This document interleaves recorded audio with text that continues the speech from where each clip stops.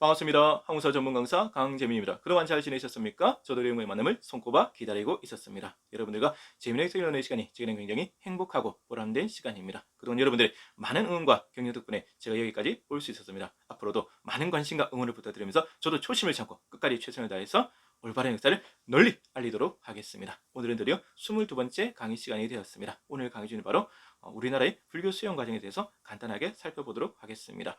불교는 우리 한국사랑 뗄래야 뗄 수 없는 그런 불가분의 관계가 있습니다. 그리고 이 불교와 유교는 우리나라의 양대 종교, 양대 사상으로서 한국사에 큰 영향을 끼쳤기 때문에 종교를 떠나서 기본적인 이해와 지식은 필요하다는 말씀을 꼭 드리고 싶습니다. 먼저 우리나라의 불교가 처음 수용됐던 것은 바로 고구려 소수림왕 때였다고 제가 말씀드린 바가 있습니다. 평양성 전투에서 고구려의 고구려이 전사하고 고구려가 위기에 빠지게 되자 고구려의 아들이었던 소수림왕이 세 가지 방법으로 위기에 빠진 고구려를 수습하게 되는데 그 중에서도 가장 중요했던 게 바로 우리나라 최초로 불교를 수용했다는 사실입니다. 소수림왕 2년인 372년 전진의 승려 순도로부터 불교를 처음으로 수용하게 되고 소수림왕 이런 불교 수용을 통해서 왕권도 강하고 흩어진 민심을 하나로 모을 수 있었던 것입니다. 백제는 침략 원년이 384년 동진의 인도 승려 마라나트로부터 불교를 수용하게 됩니다. 반면에 신라는 불교 수용 과정도 삼국 중에서 가장 늦었습니다. 아무래도 신라는 영토가 동쪽에 치우쳐 있다 보니까 모든 문화 수용 과정이 늦을 수밖에 없었죠. 그리고 이 신라의 불교 수용 과정에 대해서도 아직까지도 논란이 있습니다. 왜냐하면 눌지왕 때 고구려 승려 무코저로부터 처음 전래됐다 이런 설이 있고, 반면에 또 소지왕 때 또 다른 고구려 승려였던 아도화산으로부터 전래됐다는 설이 있는데 여전히 명확하게 규명되지 못하고 있는 안타까운 실정입니다. 그리고 이 신라에서 불교가 처음 공인됐던 건 바로 법흥왕 때의 527년 바로 이차돈의 순교 때문이었던 사실 꼭 기억해 두시길 부탁드리겠습니다. 왜냐하면 이 이차돈의 순교라는 불교 공인은 굉장히 역사를 중요한 사실이고 시험에도 자주 나옵니다. 이 법흥이라는 왕 자체가 신라에서 굉장히 중요한 왕이고 또 시험에도 자주 나오거든요. 그러니까 제가 그래서 따로 한번 정해드릴 텐데 그 법흥의 업적 중에서도 가장 중요한 게 바로 이 불교 공인입니다. 잘 기억해 두셨으면 좋겠습니다. 신라가 고구려를 통해서 불교를 수용한 다음에도 불교가 널리 퍼지지 못해요. 왜 그랬냐면 기존의 귀족들이라든지 백성들은 무속신앙, 토속신앙을 여전히 믿고 있었기 때문에 새로운 종교였던 불교에 대한 거부감이 여전히 강했던 것이죠. 그래서 이제 법흥왕이 고민이 깊어질 수밖에 없습니다. 왜냐하면 법흥왕은 누구보다 불교를 사랑했고 또 불교를 국교로 만들고 싶은 그런 열망이 강했던 분이거든요. 그러다 보니까 이제 그 법흥왕의 고민을 알아채니 법흥왕의 최측근 이차돈이 드디어 나서게 됩니다. 이차돈이 이렇게 얘기를 하죠. 제가 불교를 위해서 죽겠습니다. 저를 죽이십시오. 법흥이 깜짝 놀라면서 이렇게 말씀하시죠.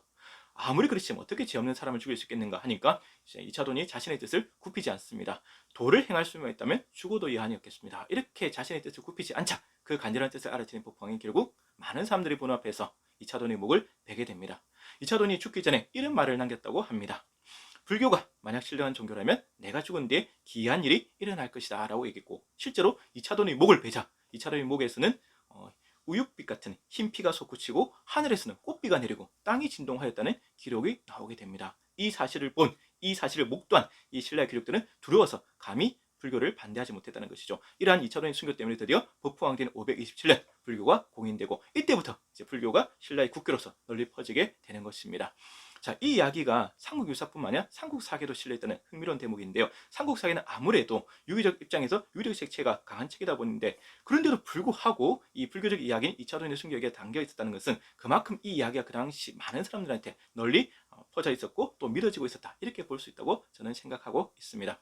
그리고 이 삼국이 경쟁적으로 불교를 수용했던 이유는 무엇일까? 순수한 종교적 목적은 아니거든요. 다분히 정치적 의도가 깔려 있습니다. 예나 지금이나 정치와 종교는 어느 정도 결탁할 수밖에 없었던 것이죠. 따라서 당시 왕실이라든지 지배층이 불교를 적극적으로 수용했던 이유는 뭐냐면 불교 수용을 통해서 왕권을 강하고 그 다음에 민심을 하나로 모으겠다, 그런 정치적 의도가 깔려 있다고 봐야겠습니다. 아무튼 오늘은 우리나라의 불교 수용 과정에서 간단하게 살펴보았고 이차돈의 순교 그리고 법흥왕 대 불교의 공인 꼭 기억하셨으면 좋겠습니다.